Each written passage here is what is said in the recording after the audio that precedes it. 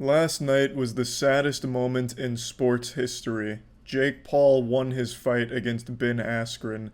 Ben Askren is no spring chicken. He's 36 years old. He's had like 15 fucking surgeries. He's basically just like Frankenstein's monster held together by little staples and shit. But he's still a 19 and 2, extremely decorated and talented fighter from the MMA.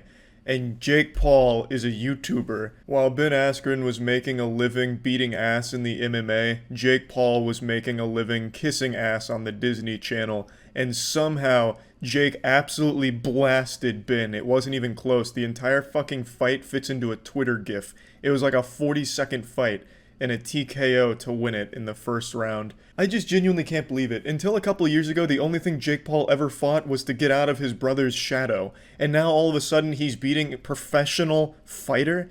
Yes, Ben Askren is a bit older and he looks like an alcoholic father who climbed into the ring last night, but that's still a 19 and 2 professional MMA legend. And he got manhandled by Jake Paul somehow. It wasn't even close. I'm actually pretty sure the only hit that Ben landed was when they hugged each other and gave each other kisses on the cheek, and he gave him like a little love tap on his oblique. I'm pretty sure that is the only shot from Ben that connected and the only punch he threw. I could be misremembering, but I can't show the fight for obvious reasons on YouTube. I can only tell you about it, but if you go on Twitter, the entire fight is there because it's so incredibly short. It was sad to watch, to be honest. It looked like someone's dad went to school to teach a bully a lesson, but then just got their ass beat. It was a very unfortunate thing to witness. There was no grace at all for Ben. When he got knocked out, it was cartoony. He got, like, hit on the temple and he like fucking threw his arms up and fell backwards. It looked like someone trying to sell a move in the WWE, which is why there's some conspiracy theories about it being rigged. I mean, it really did look weird. It looked like in Power Rangers when they get hit and the sparks fly out and they just do like one of these and fly backwards doing a backflip. It looked really over the top trying to like sell that this is a huge hit. I'll get into those conspiracy theories in a minute. I personally don't think it was rigged, although it is a little weird how Ben was able to take so much abuse throughout his MMA career and still go on to win most of those matches, but a single fucking connecting blow from Jake Paul kills him. I mean, I watched and everyone's watched now, the Ben Askren vs. Lawler, where he's just getting pounded, absolutely fucking annihilated, his cheeks getting spread, his face getting bukkakied with punches, and he went on to win that fight. But a single punch from Jake Paul is apparently more devastating than like that 50 fucking thousand furious punch combination from Lawler. Like it doesn't make a whole lot of sense. But I just don't really think many sporting events are rigged anymore. I think that's kind of an old-fashioned thing because it always gets found out and it always leads to a huge problem. So I would just be surprised if he risked his entire legacy to be this humiliating laughingstock just for like a little extra money. I would be very surprised if that was the truth. I'll get into that a little bit deeper in a minute, but I just want to talk a bit more about the fight itself. The fight took like 4 hours to start. You got like an entire circus performance beforehand, except for the slapping, which was great. I love slapping, as you all know, but it was filmed so terribly that most people thought the slapping was fake. They need to fire whatever camera crew was filming that, because that really did a horrible job of showing how fucking cool slapping is. It made it look silly and fake and scripted, which I don't think it was, but they filmed it like shit. It's like every time a slap was thrown, they'd change the camera angle and like shaky cam it a little bit so it just looks really fake and dumb. The whole 4 hours leading up to the fight, most people started losing interest and just like falling asleep. The fight didn't start till like 12:30 when it was like scheduled for 9, but even with every other fight it usually takes like 2 hours. This took an extra 2 hours. It was horrible.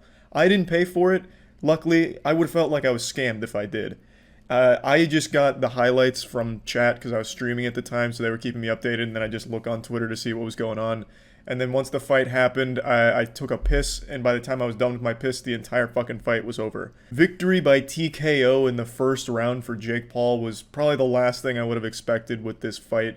He didn't KO him fully, he knocked him down, he didn't like banish him to the shadow realm with the punch, but he did fuck him up, and the ref called it pretty early. I'm not too familiar with boxing, but it seemed like a really early stoppage in my opinion, because Ben didn't stay down super long. He got back up. He was a little wobbly, but I've seen plenty of boxing matches, some classics that went down in history where the person was wobbly, bloody, and they continued to fight, and that person would win. So I do think like the stoppage was a little early, but maybe I'm just a bit naive and having a little too much confidence in Ben. Maybe his soul really did leave his body on that first punch, and the only thing standing at that point was a corpse, a fucking husk of Ben Askren, who does look quite a bit like Beef Testosterone, my fighter that I made in the UFC games. And just like Beef Testosterone, he got fucking abused. All credit to Jake, because it does look like he knows what he's doing, and it seems he does really care about boxing. So, just wanted to talk about the fight being pretty fucking wild and shocking, but now I want to talk about the conspiracy theories that are developing about it being a fake fight, scripted, rigged, shit like that. And I will say, again, it is odd how easily Ben went down and gave up and didn't fight the stoppage or anything. He seemed just totally content for it to be over, and it didn't seem like his heart was really in it. Watching the fight, he doesn't really make any moves. The only time he even shows any act of aggression towards Jake is he like kind of goofily charges at him one time. It like wiggles his way over there kind of like a penguin going at him, and then doesn't even throw a punch or anything. He just like wiggles at him, and then that's it. And then everything after that was all Jake Paul being the aggressor towards Ben. And then after the knockout, the TKO, after it's all over, Ben was leaving with his wife, and they were both smiling ear to ear. As they were leaving the tunnel, Ben, his team, everyone around him just looks jubilant. They don't look like a team that just lost. It looks like they had a great night at the casino after just getting embarrassed in front of the whole world. Which is odd. Looking at old Ben Askren highlights and shit, when he loses, he doesn't seem that happy about it. Especially not with a fucking TKO. That'd be something you'd be pretty sad about. For example, in that historic loss to Masvidal, where he got the fastest KO in history against Ben Askren, Ben wasn't exactly bubbly about that loss afterwards. He wasn't happy like he is in this loss.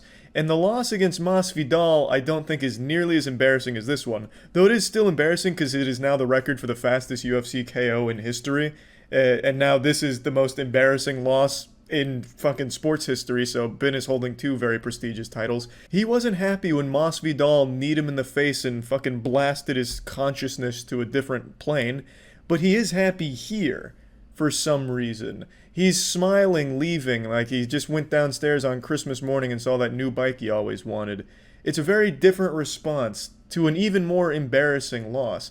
Maybe it wasn't as painful as Masvidal, but he still lost by TKO, which means there had to be some level of pain because you just got fucking blasted. Oh, apparently. So it is weird to see such wildly different responses to equally bad, well, not equally bad knockouts. Masvidal's, I thought for sure he took Ben's fucking head off. But equally as embarrassing losses, I suppose, is a better way of saying it. So yeah, his response to it's weird. His lack of drive to win seems weird because it didn't really seem like he was even really going for it. The whole thing did come across odd, but I don't think it was scripted or faked. If I had to guess, I think Ben just didn't respect Jake at all, which makes sense because almost nobody respects Jake, and for good reason, I suppose. But I think what happened is the same thing that happened with Nate. He probably didn't put much effort into training. He thought he'd come in here and just roll him. But Jake Paul's not incompetent. He knows what he's doing with boxing, so he got fucked up.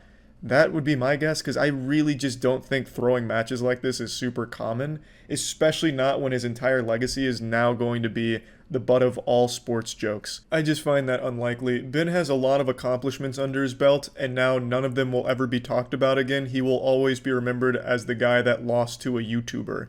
And I just don't think he would willingly accept that just for a little extra money. I just find that very hard to believe. But yeah, anyway, that's about it. Just wanted to talk about it for a little bit. So yeah.